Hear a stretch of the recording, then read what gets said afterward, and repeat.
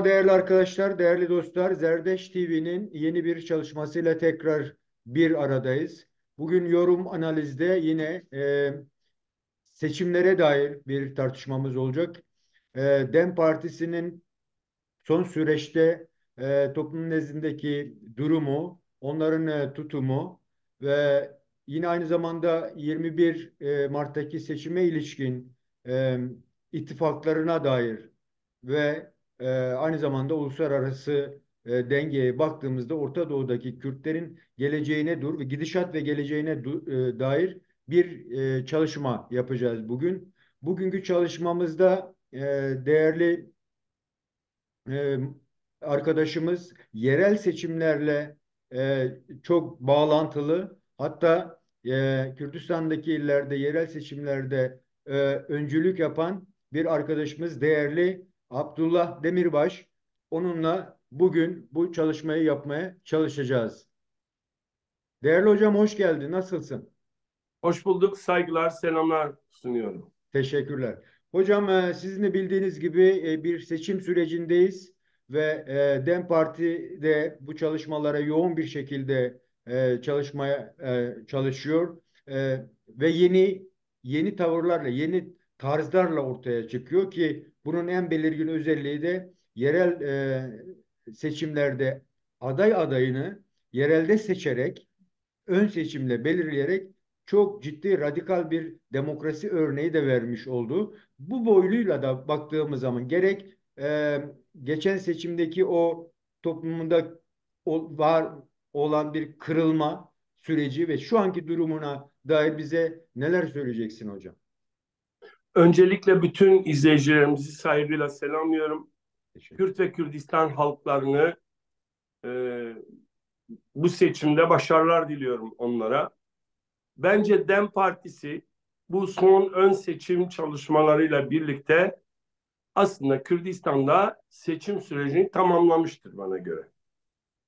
Çünkü zaten halkın kendisi bu adayları seçerek zaten şu anda yerel seçimleri bence bitirmiştir. Bu anlamıyla da çok önemli, anlamlı ve değerli buluyorum. Evet. Yani yarın resmi olarak seçimi yapacak insanlar şu anda aslında kendi belediye başkanlarını seçtiler bana göre. Şimdi bu bir kere Türkiye'de bir ilk ve Türkiye'de aslında DEM Partisi kendinden değişim ve gelişimi yaratarak, iç demokrasiyi yaratarak, sistemde de değişim dönüşümü yaratan bir tarzı, bir yöntemi, bir politikayı uyguladı ve çok başarılı oldu. Tabii buna geçmeden önce öncelikle önceki süreçte yeni kurulan DEM Parti önceki politikalarının, partilerinin de geleneğinden, birikiminden ve gelişmelerinden yararlanarak, mücadele dinamiklerinden yararlanarak yeni bir süreç başlattı. Hani derler ya, nerede kaybettiysek orada kazanmaya başlıyoruz. Oradan aramak, evet. Evet. Şimdi öncelikle DEM Partisi çok değerli bir çalışma yürüttü. Bütün her yerde, illerde, ilçelerde veya beldelerde, hatta köylerde toplantılar aldı. Halkın eleştirilerini, önerilerini, değerlendirmelerini aldı ve bunu kendine not etti. Bütün bunları analiz ederek, sentez ederek, gerekli kurullarında görüşerek çok önemli bir noktaya getirdi. Dedi ki biz artık halkla birlikte karar vermeliyiz. Çünkü halkın en büyük eleştirilerinden biri şuydu: bir kere yürütülen politikalarda halka sormamalarıydı. Yani halkın haklı eleştirisiydi, yerinde bir eleştirisiydi. Bu nedenle de DEM Partisi radikal bir karar alarak hem radikal demokrasiye katkıda bulunan hem de kendisi için önemli katkılarda bulunan bir ön seçim, yani belirlenen delegelerle sadece halk delegeleri değil, sivil toplum örgüt delegeleri ve birçok kurum ve kuruluşun, kesimlerin delegeleriyle bu adaylar halkın önüne çıktılar. Evet. Bir kere ön seçim öncesi adayların demokratik bir yarışta, ilkeli bir yarışta bulunabilmelerinin zemini yaratır. Evet. Bu da eşit propaganda hakkı, onların hepsine delege listelerinin verilmesi ve benzeri gibi şeyler belirlendi. Ama belirli bir takım kriterler de konuldu. Evet. Siz birbirinizi kötüleyecek, birbirinize hani farklı şeyler yaptıracak durumlar değil. Demokrasinizi, projelerinizi yarıştırın ve halka bu şekilde gidin denildi ve çok iyi çalışmalar oldu bence.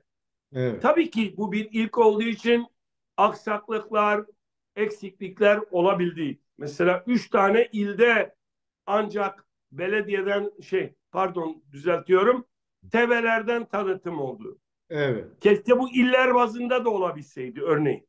Evet. Doğru. Mesela il belediye başkanlarını da televizyondan herkese tanıtabilselerdi bu da iyi bir şey olurdu. Tabii umarım bir sonraki seçimde bu daha ciddi, daha iyi olacaktır diye düşünüyorum. Bir ilk olması nedeniyle iyiydi ama eksik ve aksaklıklarını gören noktadan inanıyorum ki daha güzel şeyler olacak. Bunda meclis üyelerini de mi Tabii belirlediler ki yok? meclis üyelerini ve varsa Büyükşehir Belediye Başkanlığını da belirleme şansı tanınır. Mesela Diyarbakır'da sanıyorum 20 bine yakın delege katıldı. Evet. Bunun içinde çok değişik kesimlerden, toplumsal kesimlerden insanların katıldığı bir ön seçim yapıldı ve çok önemliydi. Aksaklıklarına rağmen bir Evet. ilk olması nedeniyle iyiydi. Ve bence DEM Partisi Türkiye açısından bir tarih yazdı. Yani bu anlamıyla çok önemli tarihe bir damga vurdu ve inanıyorum ki önümüzdeki süreçte bu Türkiye'nin birçok yerinde birçok partiye örnek olacak. Tıpkı eş başkanlık sistemi gibi. Bir diğer şey özellikle partinin ittifak politikaları. Evet. Şimdi bu konuda çok ciddi e, eleştiriler geldi Hocam ve bu eleştiri bu noktada çok özür dileyerek bir hatırlatma bazında şimdi buyurun. geçen seçimde dikkat ettiğimiz gibi gerçekten HDP'yi o zaman sıkıştırdılar, dışladılar. Yani tamamen üçüncü yol yaşamına girmesini bile engellediler. Hem iktidar hem muhalefet. Yani ciddi bir oyun oynandı. Gerçekten o zaman Kürt siyasal hareketinin tamamen sistem dışı bırakılması için. Şu anda öyle bir şeyler görülüyor yine. Yani hem iktidar bir taraftan dışlayarak ve hem de en yakın e, parti diyebileceğimiz e, sol ittifaklar da CHP'de yine aynı konuma sokmaya çalışıyor ve olası bir sıkıntıyı hem iktidar hem muhalefet ya işte dem böyle yapmadığı için böyle oldu noktasına taşımaya çalışıyorlar. Bu boyutuyla da ele alırsanız çok sevinirim. Çünkü çok kafa karıştırıcı noktada görüyorum. Evet. Öncelikle biz üçüncü yol tarzından uzaklaşarak daha çok iktidara kaybetme üzerinden bir stratejiye doğru gitti Evet. milletvekili seçiminde. Evet. Öncelikle bunun eksikliğini gördük. Halk bunu çok net söyledi ve yapılan bu seçimde elbette ki yapılanın bir takım iktidarı hani kaybettirme noktasında doğru olabileceğini ama yapılan işte muhalefetin kaygılarının dikkate alınması çok iyi olmadı Evet. görüşündeydi. Bu seçimde işte daha çok halkın ne istediğini, DEM Parti üzerinden ne tür taleplerde bulunacağı da netleşti. İşte bu nedenle DEM Parti öncelikle politikasını şunun üzerinden yaptı.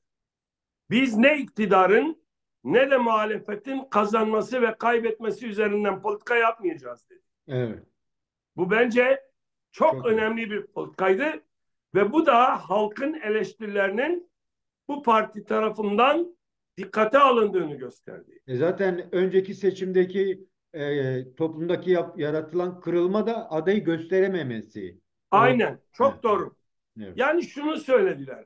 Aday göstermediğinizde dahi hani bu bir ittifakla, açık ittifakla olmalıydı denildi. evet, evet, Şimdi bu seçimde şunu söylediler. Biz ne istediğimizi biliyoruz ve ne talep ettiğimizi biliyoruz. Halkımızın ne istediğini de biliyoruz. Bu evet. talepler üzerinden kendimizin kazanması üzerinden bir politika yürüteceğiz. Hı hı, hı hı. Yani biz işte muhalefetin hassasiyetleri iktidara kaybetmek politikası değil, kim bizim bu ilkelerimiz üzerinden bizimle açık, net ittifak ederse biz bunu yapacağız dediler. Evet, Yani bu çok önemliydi özellikle. Açık ve şeffaf, net ittifaklar. evet, Bu anlamıyla özellikle DEM Parti'nin bütün herkese yönelik bu açık çağrısı çok önemliydi. evet, Tabii CHP ile de görüşmeler oldu. CHP bu konuda bir takım şeyler geliştirdi. Ama orada da çok net yapılacak olan her şeyin açık ve şeffaf yapılmasıyla ilgili düşünceler iletildi. Halen bu görüşmeler, bu ilkeler, bu eksen üzerinden yürütülüyor. Yani bizim belirlediğimiz Türkiye'nin demokratikleşmesi yerellerde özellikle özgürlük taleplerimizin, demokrasi taleplerimizin gerçekleştirme esasları üzerinden iktidar da bu konuda hani ittifaka açıksa evet, bu konuda kimseye kapıyı kapatmadı. Bu çok önemli. Ha iktidar gelir gelmez ayrı bir şey. Ama biz kendi ilkelerimiz üzerinden, kendi beklentilerimiz, taleplerimiz üzerinden kapıyı herkese açtık. Ve bu görüşmelerin de tekrar altını çiziyorum, açık, şeffaf olması en önemlisi. Tabii bu konuda halkımızın talepleri çok önemli. Yine halkımızın özellikle eleştirilerinden biri politikalarımızın giderek bölgeden uzaklaştığı, bölgenin taleplerinden uzaklaştığıyla ilgili eleştirilerdir. Dikkat ederseniz DEM Parti'nin şu andaki politikası özellikle öze dönme olarak da değerlendirilmektedir. evet, Yani halkta büyük bir uyanış, halkta bir daha coşku, enerji yarattığını da ortaya koyuyoruz. Özellikle söylemlerde, taleplerde, beklentilerin ifade edilmesinde, muhalefet yapma pratiğinde Kürt dilini, Kürdistan coğrafyasını özellikle söylemesi, etkin bir muhalefet gücü olarak parlamentoda gündemleşmesi takdire şayandır bu anlamıyla. evet, Yani bu da aslında DEM Parti'yi eleştiren halkın eleştirilerinin dikkate alındığını da görüyoruz. Tabii bu bütün bunların çerçevesinde ön seçim ve halkın yönetim süreçlerine katılması büyük bir enerji çıkardı. Burada hemen şunu söyleyebiliriz. DEM Parti çok önemli bir şey yaptı. Bir şeyin yapımına katarsanız yıkımına katmamış olursunuz. evet, doğru. Bu anlamıyla aslında bu Türkiye'ye de bir çağrıdır. Temsilde adaleti sağlamalısın, bizi ülkenin yönetimine katmalısın dedik. Bu arada biliyorsunuz İstanbul'daki adaylarla ilgili Sayın Başak Demirtaş'ın adı da geçtiği süreçte Hocam oraya geleceğim. Ancak burada şeyi söylemek istiyorum. Başka bir sıkışmışlık belki bilmiyorum çoğumuz farkında mıyız değil miyiz? Umarım parti farkındadır. Bir, e, seçim tartışmaları ısrarla İstanbul üzerine yoğunlaştırılmış durumda. Bölgeyi yani sanki insanları bölgeyi hiç düşünmemeye, orayı tartışmamaya sevk eden çok itici, ikiyüzlü bir politikada görüyorum.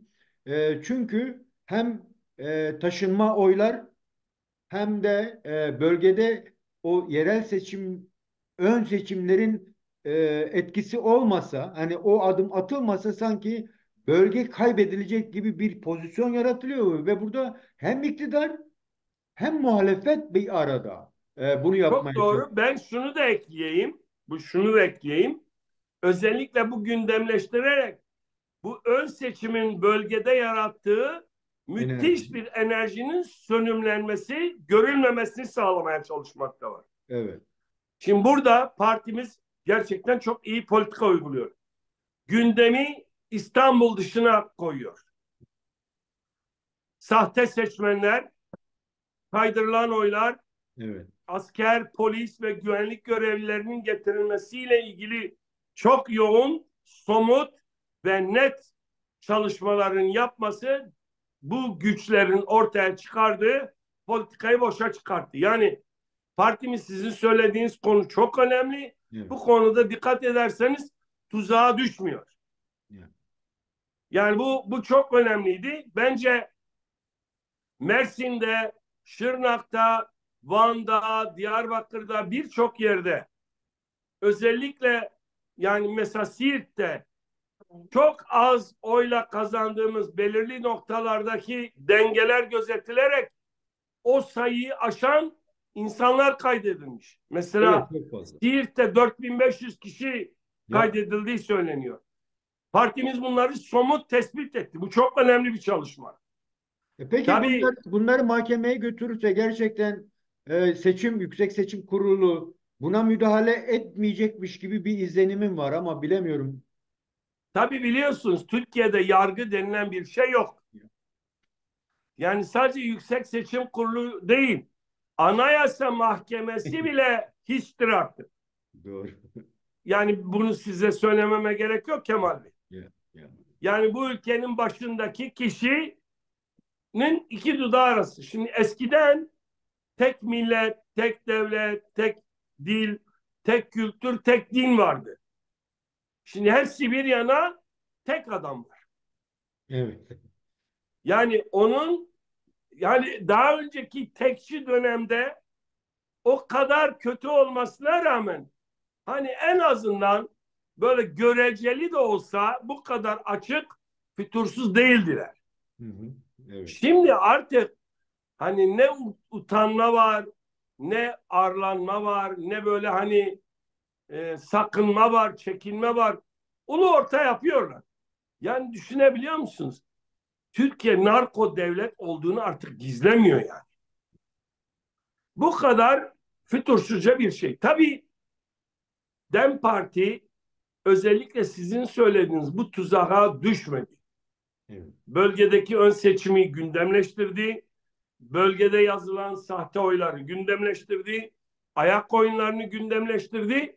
Ama bu arada da parlamentoda kendi özgün politikalarını Devam et. savundu. Şeyh Said'den tutun Kürdistan coğrafyasına kadar bilinmeyen dil olan Kürtçenin gündemleşmesine kadar. Evet. Bu anlamıyla DEM Parti özellikle muhalefetin ve iktidarın hani belirli yerlere fokuslamasının tuzağına düşmedi. Bu anlamıyla önemliydi. Tabii halen risk gitmiş değil. No. Evet. Bu anlamıyla da yine dikkatli olmak lazım. Yine araştırmaları devam ettirmek, yargıya başvurmak gerekiyor. Yani peşini bırakmamak lazım. Evet, onlar bir şey yapmayabilir ama biz mücadele yollarını, yöntemlerini deneyeceğiz. İtirazlarımızı yapmalıyız ve onları sıkıştırmalıyız. Bugün olmaz, yarın bir gün bunlar tarihte kirliliklerini deşifre etmiş olacağız. Bu anlamıyla da önemli. Hocam bir noktayı Şimdi daha hatırlatabilir miyim? tabii ki Batıdaki illere baktığımızda çok yoğun bir Kürt nüfusu ve seçmeni var. Yani sadece İstanbul'da 5 milyon olduğu söyleniyor. evet belki daha Ama fazla. ya belki daha fazla.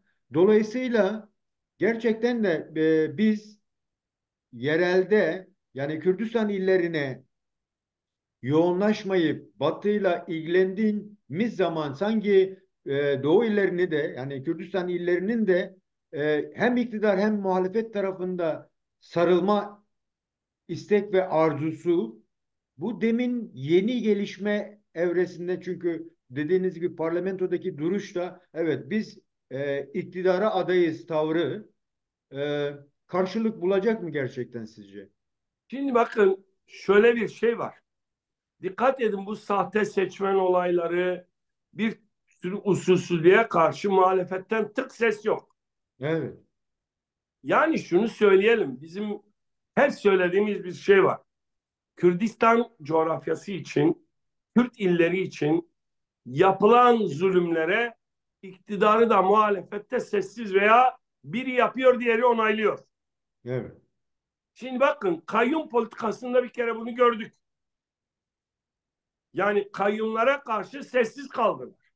evet. Hatta onayladılar. Yani bana göre sessiz kalmak onaylamak. Anladım. Şimdi düşünün, Türkiye'nin herhangi bir ilinde, atıyorum Tokat ilinde, bu kadar seçmen kaydırılsaydı kıyamet kopardı. Mı? Evet. Ama Siirt'te, Şırnak'ta olunca hiç de kopmuyor. Muhalefet de koparmıyor bakın. Gündem bile olmuyor. Yani, Yani işte mesele burada. evet. Demek ki muhalefet iktidarın bu tuzaklarına çok fazla karışmıyor. Hatta bence korkarım zımmi bir anlaşma var Onu diyorum yani, evet. Evet. bize karşı. Yani benim edindiğim izlenim böyle bir izlenim. Hı hı. Ben o yüzden mesela dikkat ederseniz biz aday çıkaracağız dediğimizde hemen aman aman siz iktidara karşı ortaklaştınız. Evet, çok önemli Yani bir nokta. düşünün, Evet. Türkiye'de birçok insan böylesi şeyler söyledi. Biz de şunu söyledik. Yani ben kendim mesela bir öneride bulundum. Hı hı. Madem ki bizim hani sizinle ittifak yapmamızı mı istiyorsunuz? Buyurun gelin İstanbul'u birlikte yönetelim. Siz eğer hani düşünüyorsanız demokrasiyi, barışı, özgürlüğü, halkın yönetimde temsiliyetini, çok dilliliği, çok inançlılığı, farklı kültürleri, bütün bunların varlığını, bunların değerlerini kabul ediyorsanız buyurun bunlarla birlikte İstanbul'u eş yönetime alalım. Buradan başlayarak Türkiye'yi eş yönetime alalım. Evet. O zaman sizin samimi olup olmadığınız ortaya çıkar. Evet. Yani siz gerçekten demokrasi derdinde misiniz? Yoksa iktidarın rantının paylaşımı derdinde misiniz? Siz beşli çete gitsin, altılı çete mi gelsin derdindesiniz? Yoksa özgürlük derdinde misiniz? Evet.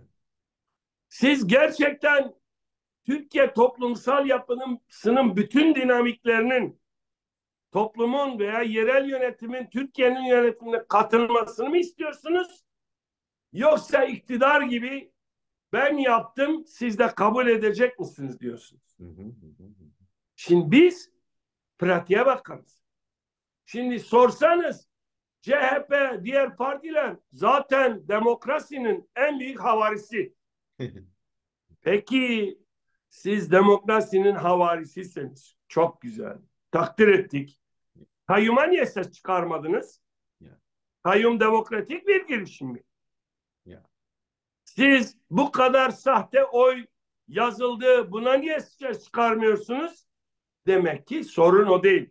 Kürt anasını görmesin politikasında siz de onunla birsiniz. Şimdi tabii bu arada şu da var. CHP bir de biliyorsunuz kendi içinde bir kavga yürütüyor. Evet. Evet. Yani bir yanıyla hani kendilerinde ekip kavgası başladı. Bu nedenle hani kendisiyle de uğraşırken zaten Türkiye ile uğraşacak bir derdi de kalmamış bana göre.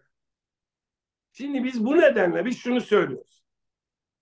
CHP ve muhalefet gerçekten samimilerse demokrasi, barış, özgürlük, hakça yönetim, adaletli yönetimden bahsediyorlarsa buyursunlar, gelsinler.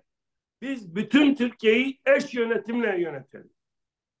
Bu konuda bu çağrı iktidaradır da aynı zamanda. Aynı zamanda evet. Şimdi iktidar da gerçekten demokrasi derdi varsa, hani olduğu söylenemez de hani yine de varsa diyelim, Hı hı. hani her gün o da demokrasi havarisi, Ya, buyursun gelsin. İşte Kürtler, Ermeniler, Süryaniler, Rumlar, Lazlar, Çerkezler, Müslümanlar, Hristiyanlar, Ezidiler, Aleviler, işte ateistler, yani dini inancı olmayan herkes ve kadınlar, buyurun birlikte Türkiye'yi yönetelim. Yaşamın %50'si kadınsa, o zaman kadının temsiliyetinin olduğu tabandan tavana kadar bir eş yönetim sistemi oluşturalım. En küçük birim olan sokak ve mahalleden doğru giderek doğrudan radikal demokrasiyi gerçekleştirelim. evet. 21. yüzyılda Türkiye demokratikleşir. Böylesi bir demokratikleşen ortamda açıklık, şeffaflık, adalet, ahlak, her şey olur. Evet. Yolsuzluk olmaz. Ama bunlar yolsuzluktan nemalanıyor. Bunlar karanlıktan nemalanıyorlar. Aydınlığı istemezler ki. İşte kimin gerçekten demokrasi isteyip istemediği buradan belli. Şimdi bunların istediği şu: Türkler bize tabi olsun, biz ne dersek onu yapsınlar.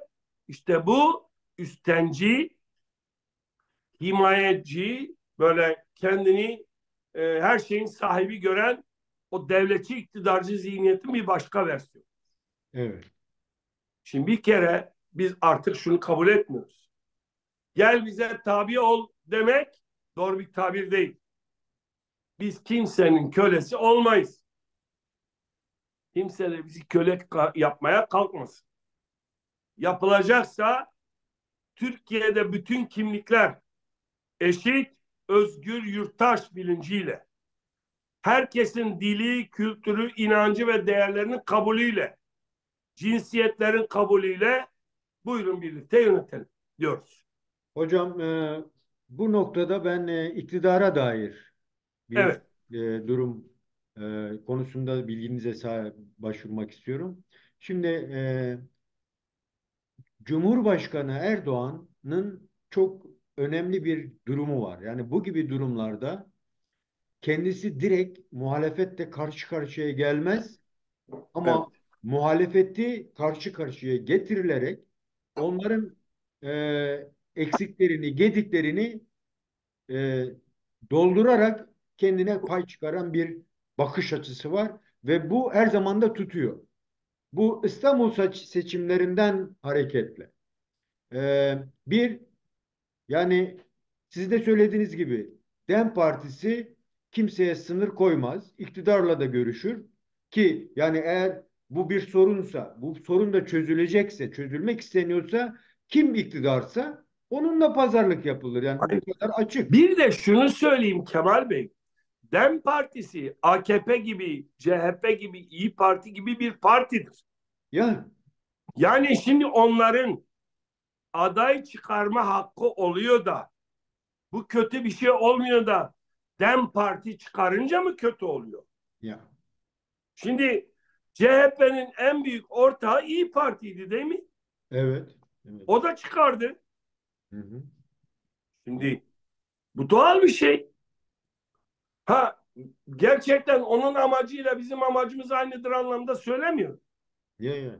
Onun beklentileriyle bizim beklentilerimiz aynı değildir. Onun demokrasi beklentisi yok. Onun diktatörlük beklentisi var. Zaten o iktidar. Ya. Ama biz demokrasi istiyoruz. Barış istiyoruz. Özgürlük istiyoruz. Adalet istiyoruz. Dolayısıyla biz herkes gibi aday çıkarma hakkına sahip. Çıkarırız, çıkarmayız. Hı hı. Herkesle kendi ilkelerimiz üzerinden ittifak yaparız. Bakın, CHP ile tip zımmi bir ittifak yaptı. Evet. Tip dedi ki ben aday çıkarmıyorum. Hı hı. Doğal bir şey. Bir partidir. Kim ona ne diyebilir? Ama şimdi biz şimdi iktidarla da görüşürüz, muhalefetle de görüşürüz, toplumun değişik kesimleriyle de görüşürüz. Bizim de hakkımız. Biz de beklentilerimizle, taleplerimizle, isteklerimizle ortaya çıkmış bir partiyiz. Temsil ettiğimiz bir kesim var. Onların tabii ki onlara sırtımızı dönüp valla iktidarın ve muhalefetin kazanıp kaybetmesini düşünemeyiz. Eğer düşüneceksek de yine kendi temsil ettiğimiz halkın, halkların, inançların, cinslerin çıkarlarını düşünmek zorundayız. Bir de şeye sıkıştırmaya çalışıyorlar. Yani on binlerce insan var hapishanede. İşte bu Kobani ile ilgili 108 veya ileride 450 tane siyasetçiye sınırlamalar getirilme durumu var. Yani e, yani hukuksuz bir şekilde zaten çıkmaları gereken Gülten Kışanak bu konuda bir örnek. Yani bitmiş süreci çıkarmıyor. Onu bir de pazarlık haline getirip demin daha çok içinden çıkılmaz bir tavır alma sürecine sokmaya çalışıyorlar. İşte en son gerek Sayın Demirtaş'ın savunması gerekse Sayın Gülten Kuşanak'ın savunmaları savunmaları çok önemliydi bunlar. Gerçekten demin tarihi savunmalardı yani şu gerçekten. anki tutumlara, demin tutumlarına da yakışır bir durum. Ama ona rağmen işte Demirtaş'ı pazarlık konusu yapması vesairesi veya en son Başak Demirtaş'ın e, olası bir adaylığının tartışılması sürecinde yine aynı şekilde Dem'i gerçekten bu klasik bildiğimiz şey pazarlıklarından bile uzak tutmaya çalışıyorlar. Parti arasındaki Şimdi farklar. Yani çok aslında netleşti. Kemal Bey bence bu bile demin ne kadar önemli bir güç olduğunu koyuyor. Ha. Ya, Bak bu çok önemli bir şey. ya, Yani düşünün Türkiye'yi yöneten iktidar ya demin adı çıkmasın hani böyle sesi çıkmasın diye habire gündem değişti. evet, Muhalefet zaten çekiniyor. Bu da aslında Dem Partisi'nin gerçekten çok önemli işler başardığını, onların tuzaklarına düşmediğini, kendi ilkeli politikalarının yürüttüğünün en önemli delilidir aynı zamanda. Bırakın korksunlar. Dem gümbür gümbür geliyor. Yani şimdi onları için sarsmış. Ya diyor ki daha önce işte biz şöyle diyorduk böyle geliyor. Şimdi dinlemiyor. Dem Parti diyor ki ben halkımı dinliyorum kardeşim. ya. Çok önemli. Benim halkım bana diyor ki kazan arkandayım. Bu kadar. Evet, Onlar da bu halk gücünden korkuyor. Şimdi mesele burada. evet. Bu iyi bir şeydir. Bırakın korksunlar. Ya, Şimdi bunun için iktidarı ve muhalefeti ortaklaşmış. maalesef. Böl parçala yönet politikasıyla bizi katakulleye getirmek istiyorlar. Şimdi Kesinlikle. düşünün muhalefet yapılan hırsızlığı, oy taşırmayı gündemleştirmiyor. Sen ne biçim adamsın? Yani bu kadar oldu. Ha demek ki muhalefetin de Dem Parti korkusu var. Evet, İktidarın zaten siyasi rehine arkadaşlarımızı birer pazarlık konusu yapması bugün olan bir şey değil biliyorsunuz. evet, Bu tarihsel süreçte hep tekrarlanmış bir şey. Halen de. Ama şu ortaya çıktı ki Kobani duruşmaları nedeniyle arkadaşlarımız yargıladılar onları. Onlar yargılanmadılar. evet, Arkadaşlarımız yaptıkları savunmalarla onları tarih önünde suçlu ilan ettiler. evet, Bu da onların zoruna gidiyor. Çünkü bu tarih önündeki yapılan yargılamalarda iktidar da muhalefet de suçludur. Bunun altını çiziyorum. Bakın. Tarihsel anlamda biz arkadaşlarımız, siyasi rehine arkadaşlarımızı yargılayabileceklerini düşünüyordular. evet, Oysa arkadaşlarımız bir tarih yargılaması yaptılar ve suçluları dediler ki ey suçlu ayağa kalk. Bu nedenle bu suçlular bugünkü iktidar olan Yeşil Kemalistlerle Kemalistlerdir. evet, Yani İttihat ve Terakki zihniyetidir. Bu anlamıyla ben Kobani duruşmalarındaki savunmaları tarihi önemde görüyor. Bunlar çok anlamlı, değerli. Tarih bir gün bunları yazacak. Tarih kimin kimi yargıladığını gösterecek. Bu çok önemlidir. Bundan da korkuyorlar. Hı hı. Şimdi düşünebiliyor musunuz? Şimdi dil konusunda Kürtçe, Süryanice konuşan arkadaşlarımızın konuşmalarını bilinmeyen dil koyuyorlar ama gidip bölgede iki yüzlü bir politika gereği Kürtçe konuşuyorlar. Şimdi hadi bu ne biçim iştir yani? Şimdi bu nedenle bir bütün olarak toparlayacak olursak DEM Parti'nin özellikle bu yönetiminin ve bu sürecinin geliştirdiği politikalar hem halkımıza umut veriyor hem Türkiye demokrasi güçlerine umut veriyor. Çünkü başka muhalefet yok gerçekten. Yok. Evet. Bu nedenle gümbür gümbür bu anlamıyla DEM Parti özüne döndü ve iyi gidiyor. Ben inanıyorum ki bölgede, Kürt illerinde artık biz seçimi kazanmış durumdayız ve bana göre seçim sonuçları bitmiştir ve biz belediyelerin çoğunu kazanmışızdır ve bu anlamıyla biz gerçekten Türkiye demokrasisine çok önemli katkılar yapmak üzere geliyoruz. Peki hocam. Şimdi demin ben geçen seçimlerde e, yani benim için bir tespitti. Beğendiğim de bir boyuttu. Yani dönüştürme gücünü iyi değerlendiler. Yani halk ne kadar kızmış olsa bile ben doğru seçim yaptıklarını tahmin ediyorum. Partinin kararının doğru olduğunu tahmin ediyorum. Çünkü yani olası bir durumda her iki tarafta zaten suçlanıyordu, tamamen suçlanacaklardı. Evet. Dolayısıyla bir dönüştürme gücü etkisi yaratmak istedi.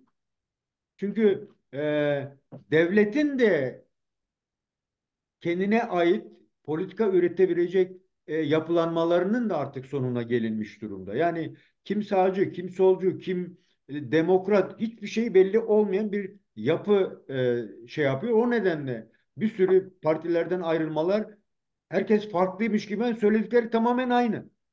Dolayısıyla bu seçimlerin de böyle bir böyle bir yani o dönüştürme motoru var diye düşünüyorum. Ancak Süleyman Soylu'nun bir açıklamasına göre Hüdapar'ın sisteme katılmasıyla bunun sonuçlarını 10 sene sonra göreceğiz. Mantalitesi bugün demin Kürdistan illerindeki tutumlarının değişebilme olasılıklarını görüyorum. Yani dolayısıyla o konuda da halkımıza söylemek istediğiniz bir şey var mı? Ondan sonra öbür konuya Çok geçelim. önemli bir noktaya geldiniz. Çok çok önemli bir nokta. Ben bunu Kürdistan'ın Hamaslaştırılması ve siyasi koruculuk olarak nitelendiriyorum. Evet. Şimdi bu mücadeleyi yok etmek istediler. Ayrıca İnkar, gerçek korucular da bir güç. Onu da tabii. ya. Şimdi bakın ben onu söyleyeceğim. Şimdi inkar ve imha siyaseti, asimilasyoncu siyaset 100 yıldır devam etti ama biz buna karşı direndik. Yok olmadık. Evet. Kendimiz yok olmadığımız gibi birlikte yaşadığımız halkların da yok olmasını engelledik. Şimdi bu önemli bir nokta. Şimdi bu sefer bizi bizim elimizle siyaseten vurmak istiyorlar. Şimdi şu çok önemli. 90'lı yıllarda silahlı mücadelenin döneminde silahlı koruculuk sistemi geliştirdiler. Silahlı koruculuk sistemiyle silahlı güçleri bertaraf edeceklerini, yok edeceklerini düşündüler. Gerçi başarısız oldu. Şimdi siyasal alanda korucular geliştiriyorlar. Evet. Yani çökertme planının güncelleştirilmiş bir halini uyguluyorlar. Şimdi devlet bir yandan siyasi soykırım yapıyor. Bir yandan ekonomik soykırım yapıyor. Bir yandan kültürel soykırım yapıyor. Bir yandan ahlaki soykırım yapıyor. Bir yandan eko soykırım yapıyor. Bütün toplumsal alanları teslim almaya çalışıyor. Şimdi baktılar bu Çok başarılı olmadı. Yine on binlerce insanı içeri aldılar. Yine insanlar dimdik ayakta. İnsanların ekonomik güçlerine el koydular. Yine insanlar oldu. Yoksullaştırdılar. İnsanlar yine vazgeçmediler. Uyuşturucu, fuhuş, mafya, kumar, ahlaki dejenerasyonu yarattılar. Yine insanlar vazgeçmediler. Aşiretlere böldüler. Yine vazgeçmediler. İşte partiler üzerinden oynadılar. Olmadı. Şimdi İsrail'in Hamaslaştırma projesi gibi bu sefer böyle bir proje geliştirdiler. Şimdi bölgede aşiretlerden habire dernek, federasyon kurdurtuyorlar. Oysa Evet. hani bazı filmlerde Kürtlerin feodal olduğunu söylüyorlar. İşte hani ya kötü olduğunu gösteriyorlar. Hani ya değiş. Ama öte yandan devlet bölgede aşiretçiliği sonuna kadar zorluyor.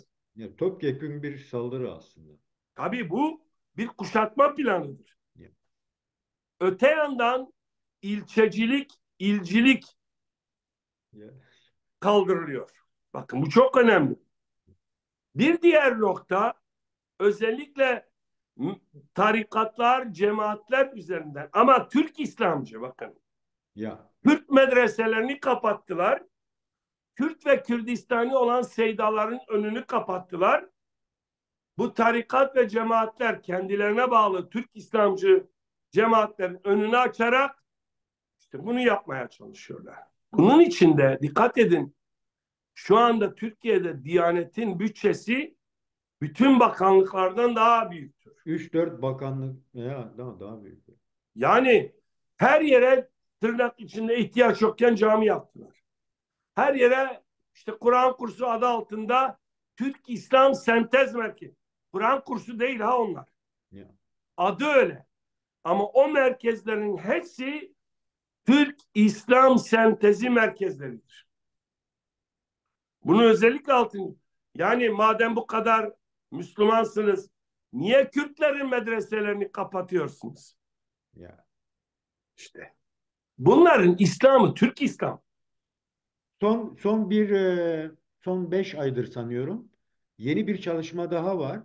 Biliyorsunuz yani artık Türkiye'nin batı illerinde ekonomik üretimler gittikçe daralma noktasına geldi. Yani gerek iş gücünün toplam üretimdeki payının yükselmesinden dolayı ilk defa belki devlet aracılığıyla o bölgeye yatırımlar yapılmaya başlandı.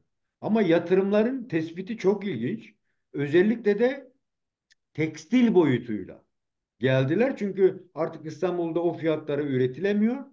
Ama doğuda, Kürdistan illerinde ucuz iş gücü ama aynı zamanda başka bir silah. Bak biz yatırım yapıyoruz. Yani bunun da Aynen. bilmiyorum görülmesi gerektiğini düşünüyorum. Bu çok önemli. Bir de başka bir şey daha var. Bölgenin demografyası değiştiriliyor. Evet. Bakın bu boyutu da çok önemli. Süleyman Soylu boşuna bir şey söylemedi. Biz dedi Türkiye'deki Kürt nüfusunu dengelemek için Suriyelileri, Afganları, İranlıları getirdik dedi. Bakın bu çok önemli bir noktadır. Ya. Şimdi Diyarbakır'da düşünün Türkçe tabelaları sökenler Arapça tabelalar koydular. Evet. Şimdi yoksullaştırma projesiyle halkın ve gençlerin umudunu yok ederek geliştirdikleri baskıyla gençleri kendi şebekeleri aracılığıyla Avrupa'ya gönderiyorlar. Bundan da ciddi para kazanıyor devlet. İstihbarat. Resmen kayıt dışı para. Düşünüyor. Her gün binlerce kişi göç ediyor. Her birinden 6 bin, 7 bin euro, 10 bin euro alıyorlar. Ağrı gibi bir yerde 20 bin insanı göç ettirdiler. Genç nüfusun gitmesini istiyorlar. Şimdi buraya kimi getirecekler? Pazarcık'ta Terolar köyüne yerleştirdikleri kamplardaki gibi Suriye'den getirdikleri cihadistleri, Afganlıları, Çeçenleri, o DAEŞ'in unsurlarını getirip bir Sunni kemer yaratacaklar. Ve Kürdistan coğrafyasının demografyası değiştirilecek. Afrin'de yapıldığı gibi yani. Aynen. Şimdi bu da çok önemli. Onun Evet. için 10 yıl sonrası düşünüyor. Şimdi bunlara bir de Türk İslam zehri verilecek. Bir diğer boyutu, gelen bu göçmenler ucuz iş gücü. Bu işte sizin dediğinizi tamamlamak için söylüyorum. Bir başka boyutu, bu sefer Ezidiler üzerinden oyunlar oynanıyor. Mesela Ezidi Miri yaratılarak işte güya Ezidilerin bir parçası olduğu söylenen kişileri ortaya çıkarıyor. Ya Alevilerde de dedeler yaratılmadı mı hocam? De, oraya geleceğim.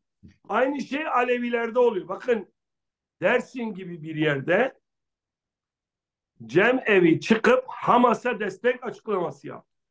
Olacak iş değil. Bakın, bu devletin ne kadar kendini örgütlemeye çalıştığını gösteriyor. Planlı. Planlı bir işte çökertme planı bu. Siyasi koruculuktur yani. Şimdi diyor ki bakın, Batı'da çok fazla bir şey yok. Dikkat edin, Hamas gösterilerinin yoğunluğu Kürdistan illerinde oldu. Şimdi ne diyorlar biliyor musunuz dünyaya? Ya kardeşim, biz Türk halkının, Türk İslamcıların bir tepkisi yok ki. Bak, Kürtler İsrail'e karşı, dünyaya karşı. Oysa bu Hamas kuyrukçuluğu yapanlar kendi halkından olan insanlara yapılan soykırıma sessiz. Ya Dem Parti de Şimdi, bunu yapmak istedi. Kürtlerden biraz karşılık bulamadı. şimdi Dem Parti'nin ki ilkeliydi ama. Dem Tabii. Parti Rojava'yı da söylüyor, Tabii tabii. Başşur'u da söylüyor, Güney'i de söylüyor. Biz ilkeliyiz. Ben doğru buldum. Ama iki yüzlük şu: biz Filistin halkının öldürülmesine de karşıyız. Şimdi bu bizim ilkemiz.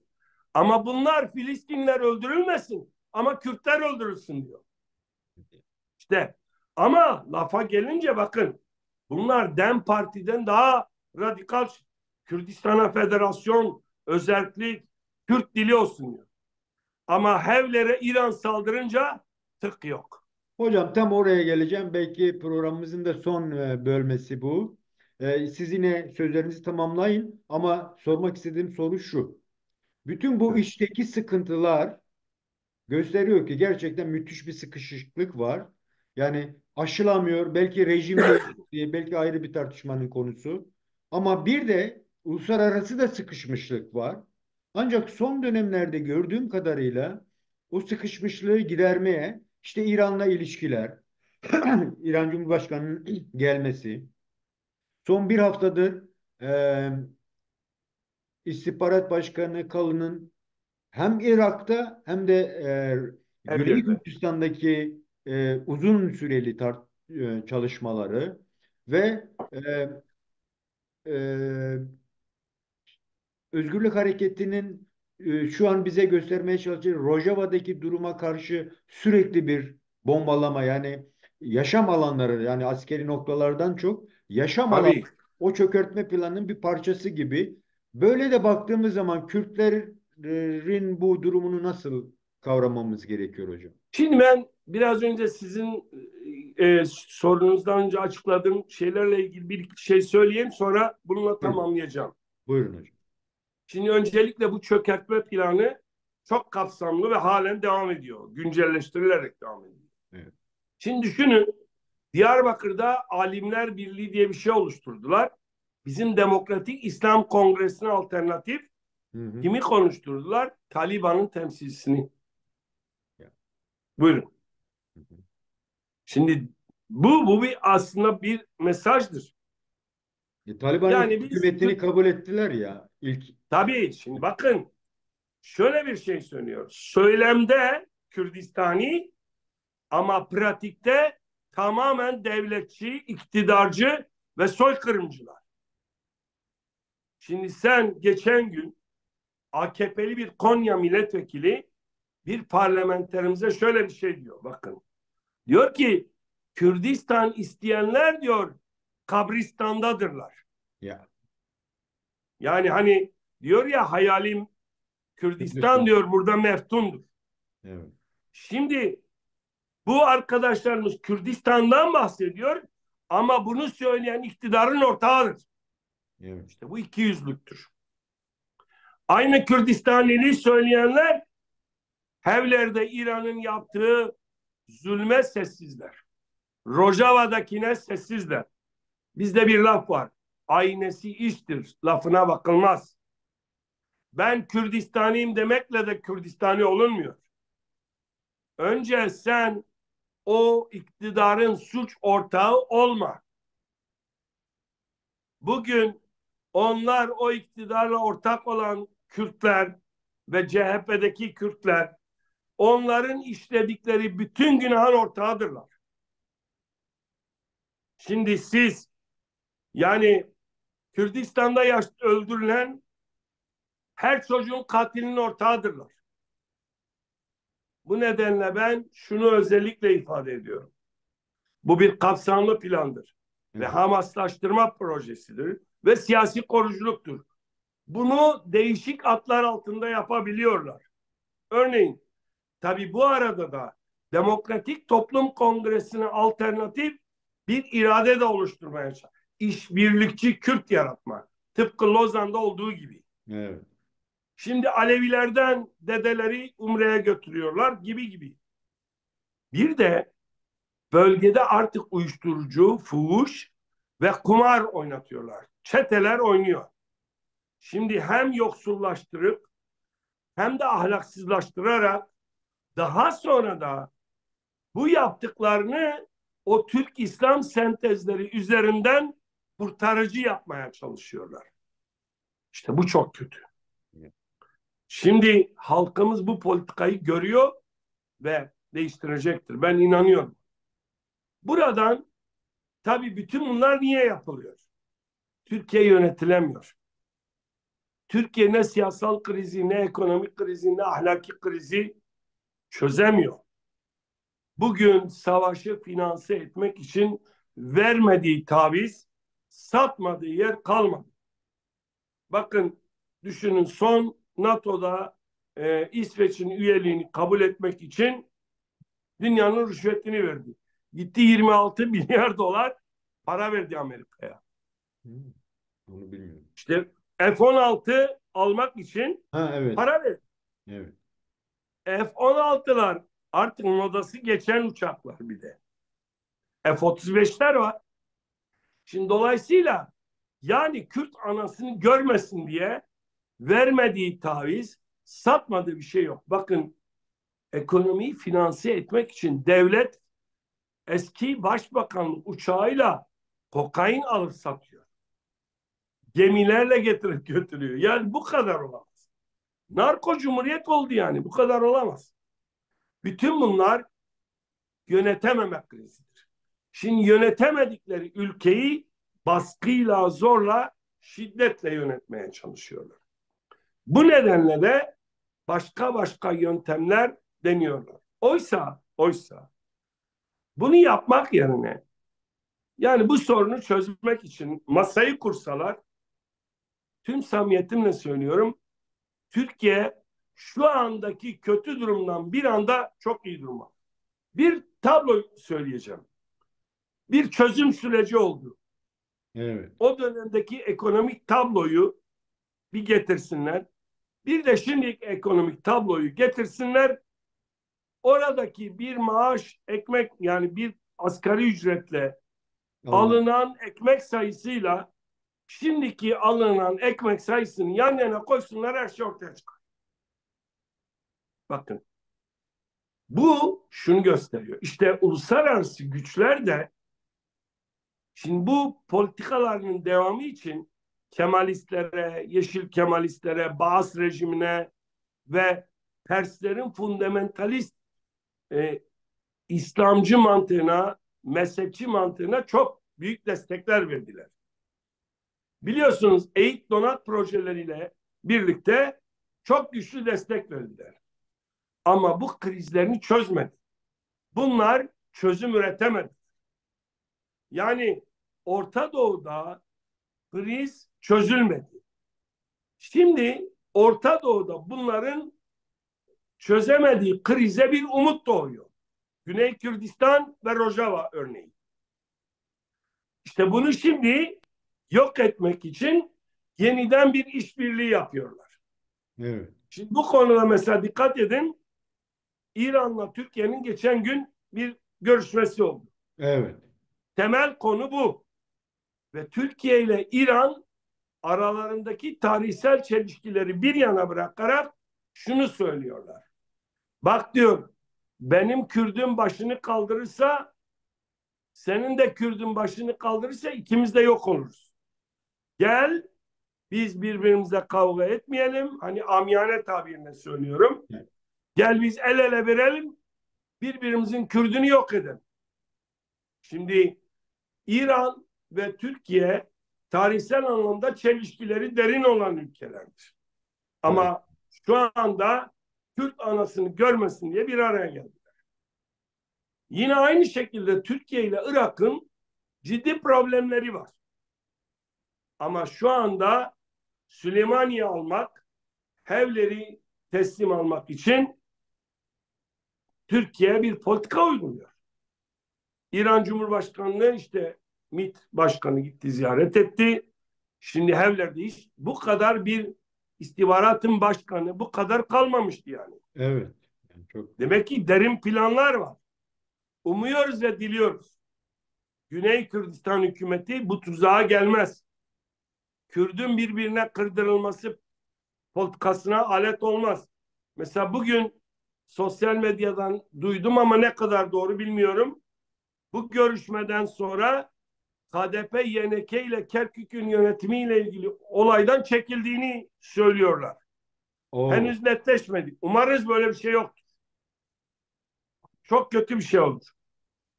Ben Güney Kürdistan hükümetini bir Kürt olarak şuradan seslenmek istiyorum. Bu Türkiye'nin soykırımcı, İran'ın soykırımcı politikalarına düşmeyin. hı hı. Burada bizi bir kazandıracak, bize güç verecek tek bir politika var. Kürt ve Kürdistani birliktir. Evet. Bugün unutmayalım, Rojava giderse, Süleymaniye giderse siz de gidersiniz. Sıra sizdedir. O nedenle bakın gördük. İran'ın Hevleri bombalaması olay oldu. Evet. İş adamını öldürdüler, ailesini bombaladılar. Bir de manipüle ettiler. Mossad üstüdür. Ya 1 yaşında çocuğu öldürdünüz ya. Ya. Mossad'ın Hevler'de üsse ihtiyacı yok ki. Ya. Ayıptır ya. Ve ses çıkmadı. Yine aynı şekilde biz şunu söylüyoruz. Amerika'da ve uluslararası güçlerde yavaş yavaş şunu görüyor.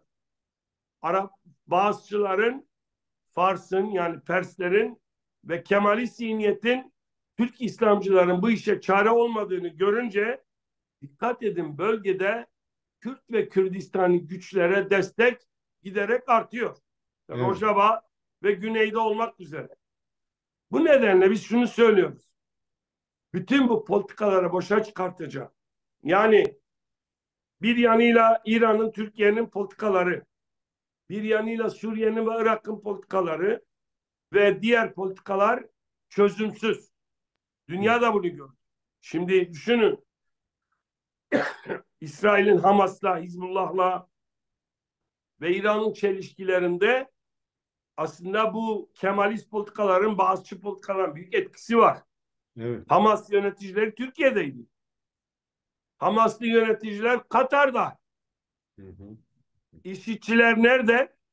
Türkiye'de. Talibanlılar neredeydi? Türkiye'deydi yine. Dolayısıyla onları besleyen burasıydı. Bu nedenle biz şunu söyleyelim. Biz Kürdistani politikalar yürüterek, ortak strateji ve birlik ittifakı gerçekleştirerek bu politikaları boşa çıkartabiliriz. Türkiye ile İran çelişkilerini bir yana bırakıp bir araya geliyor. Peki niye KDP, PKK, YNK bir araya gelmiyor? Şimdi mesela İran proxy güçleriyle gerçekten Kürtleri kullanıyor. Yani o Haçlı Şebi'nin birçoğu da Evet, hem Arap hem Kürt evet, ta Yemen'e kadar. Şimdi Türkiye'de Güney Kürdistan'ı proxy güç olarak kullanmaya çalışıyor. Evet. Yani bu belki de son görüşmenin en büyük tehlikeli boyutu bence o. Çünkü İnşallah bu tuzağa düşmezler. yani şeyi sıkıştırmaya mı Yani çalışıyorlar? bir Ee, buradan çağrı yapıyorum yeniden. Lütfen bir Kürt olarak Türkiye'nin ve İran'ın bu soykırımcı politikalarına düşmesinler. Tarih insanları yaptıklarıyla yargılar. Yani gün bugün değildir ha bir tek. evet. Yani yarın evlatlarımız, torunlarımız bunları söyleyecektir. Peki hocam, çok teşekkür ediyorum. Ben sonuç olarak şunu söylemek istiyorum. Size son bir söz vereyim. Toparlarsanız genel Tamam. durumu da. Ben şunu özellikle söylüyorum. Yerel yönetimde halkımız iradesini göstersin ve o kayyum zihniyetinin Kürdistan coğrafyasından gitmesi için daha çok çaba sarf etsin. Seçtiklerine sahip çıksın, güç versin, sahada da çalışsın. Çok iyi bir cevap veririz. Bu yerel seçimleri kazanmak, güçlü bir irade ortaya çıkmak, bu çıkarmak, bu soykırımcı politikaları da boşa çıkartır. Evet, İki, ben dört parça Kürdistan'da bir ulusal birlik, ulusal ittifak, ulusal ruh temelinde bir araya gelinmeli ve güçlendirilmeli. Özellikle ve özellikle Rojava ve Güney'in bir an önce ortak strateji ve ortak çabalarını güçlendirmeliler. Ortak savunma hattı da örmeliler. Ortak ekonomi de yapmalılar. Örneğin Zaho ile Kamışlı arasında veya Cizre kantonu arasında serbest bölgeler oluşturulup bir ticaret geçişi sağlanabilmelidir. evet, Bir diğer şey artık ortak bir orduya doğru gitmeliyiz. Yani Peşmerge ve SDG güçleri ortak savunma güçleri olmalıdır. Adı ortak olmayabilir ama ortak hareket edebilirler. Şu anda YNK'nin Peşmergeleriyle SDG'ler ortak çalışıyor. Buna KDP de katılmalı.